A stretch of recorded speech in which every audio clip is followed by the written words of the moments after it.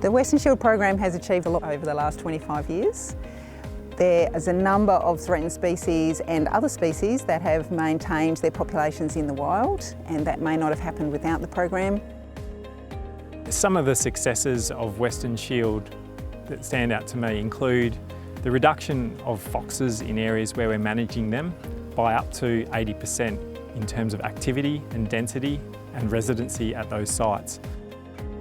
We monitor through a range of programs. One is our cage trapping program, which is targeting native species. We use cage traps which are set along a road, which are baited with a universal bait, which is a combination of peanut butter, oats and sardines.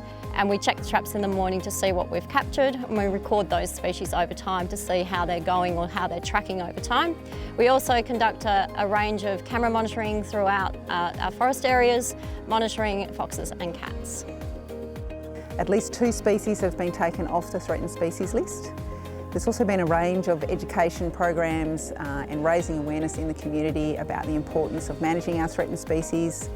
And we have managed to engage thousands of volunteers through the life of the program, and most recently with the citizen science program with thousands of people globally who look at images that are taken from the remote cameras and help us identify the animals in those images. So Western Shield plays a pivotal role in the conservation of threatened fauna, primarily because we're addressing one of the major threats to these species. Foxes and cats have a large impact on a range of our species, and the program ensures that we reduce the impact foxes and cats have on threatened species. I think the longevity is testament to the passion and dedication of the people that are involved. So our staff, volunteers and the sponsors that assist us with the program.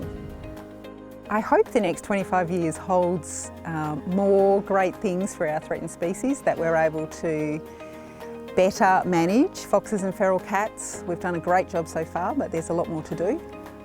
And introduce new technologies as they emerge, but also just maintain or increase the passion that the community has for protecting our unique native fauna.